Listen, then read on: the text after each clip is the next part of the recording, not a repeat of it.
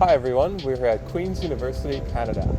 I'm the leader of Queen's Genetically Engineered Machine, which is the Queen's chapter of the International Genetically Engineered Machine team.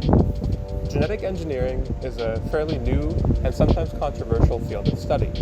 So today we have asked iGEM teams from around the world to answer the most asked questions about genetic engineering. For a product to be genetically engineered means that either the product itself or the organism from which it originates had its DNA intentionally modified. There are many ways of doing that. Either you could have taken the DNA from another organism and introduced that in your organism or product of interest. You could have deleted part of its DNA and gotten rid of it. You could have modified it at the single letter level, and all of this is to serve a specific function so that your product can be better, cheaper, or just overall novel. So traditionally, this has been Paul Berg, who in his work in 1972 created the first DNA molecule. He isolated genes from another organism and implemented them into either mammalian cells or rapidly growing organisms such as bacteria. And shout out to George Church, who also contributed a lot of work such as genome sequencing, which has formed the foundation of synthetic biology. Where was genetic engineering invented?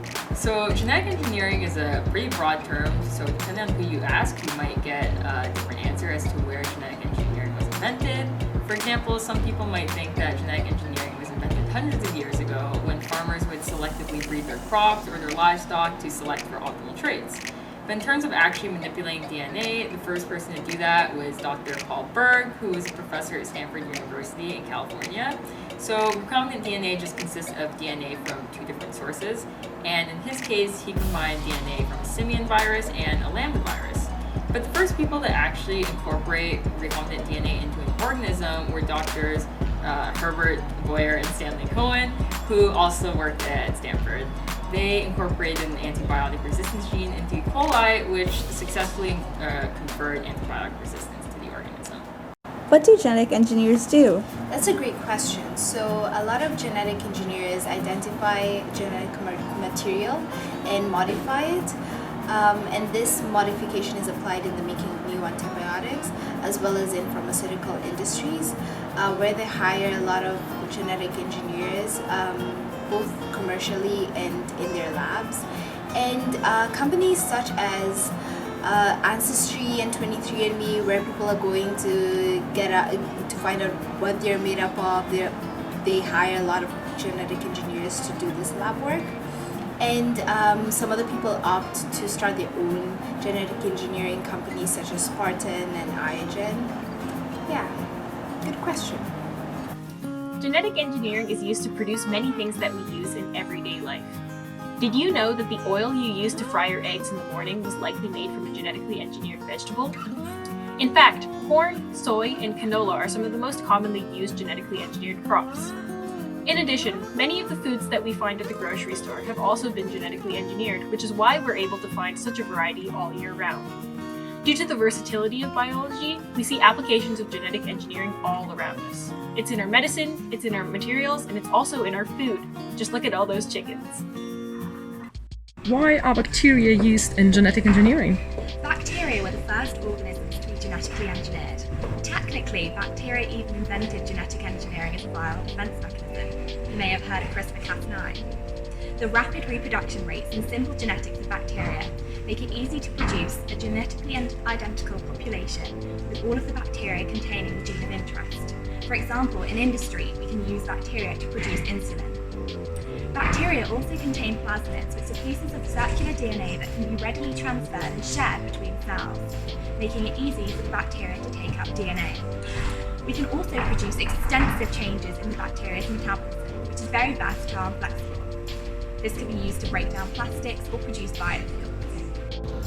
In genetic engineering, plasmids are used for the cloning, amplification, or expression of genes in certain organisms. You can think of them as templates where molecular biologists or synthetic biologists will design the desired gene and then insert it into a certain organism so that a certain product is produced or a certain reaction is carried out.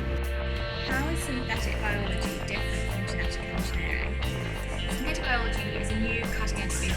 that incorporates a lot of disciplines in order to construct novel biological systems or molecules. This can be an entirely synthetic process, with people making entirely synthetic cell systems, or it can be using parts of biological systems that we already use and recharacterize them. So the toolbox in synthetic biology incorporates into lots of disciplines, such as computer science, engineering, as well as more traditional biochemistry and biological systems. Therefore, genetic engineering is a part of that toolbox.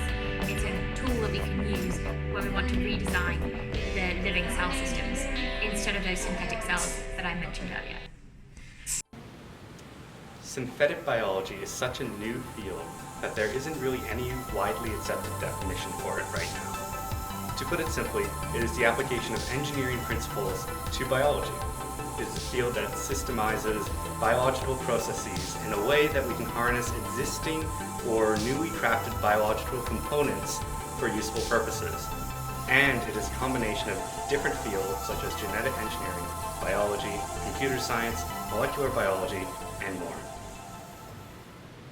So what is the goal of synthetic biology? The goal of synthetic biology is to make life easier to engineer and from there to engineer for beneficial purposes. When I say life, I'm referring to biological systems and components of the natural world. In a sense, the goal of synthetic biology is to wield the power of nature itself, to use complex systems that already exist out there to achieve the things we believe will help humanity and the world. Who benefits from genetic engineering? Yeah, so that's a great question because anyone can benefit from genetic engineering. Anything that involves DNA or life, you have potential applications for genetic engineering. So if you think of the fields like agriculture and foods, what used to take years to develop, let's say through selective breeding, new foods like corn or bananas, we can now achieve within a much smaller time period.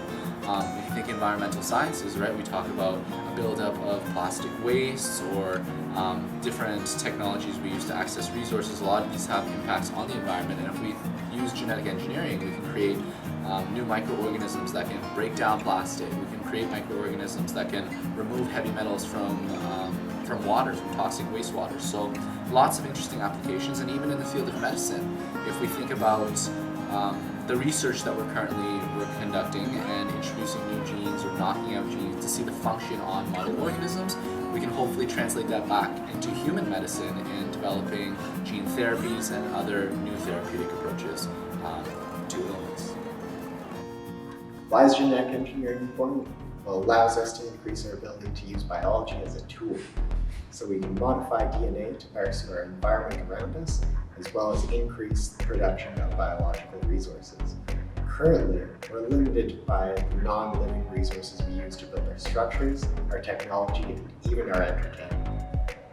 These inorganic tools rely on non-renewable power sources and often cannot be upgraded or fixed after being broken. They also produce a lot of waste. Just think of all the turnips. These problems can be fixed with biological materials because they use organic power to function. They also can be regenerated and degraded without producing a lot of waste. But the most important part of genetic engineering is it keeps money in the world. There we go. So how will genetic engineering reshape humanity? Genetic engineering has the potential to change life as we know it. The DNA sequences that distinctly code for every individual on the planet make up the language of life, and altering this language can have profound effects on everything about us. This could mean editing our genes to eradicate genetic diseases, introducing novel traits that enhance who we are, or even on a darker note, it can mean creating new differences in social structure that we haven't even thought of before. The possibilities of genetic engineering are virtually limitless.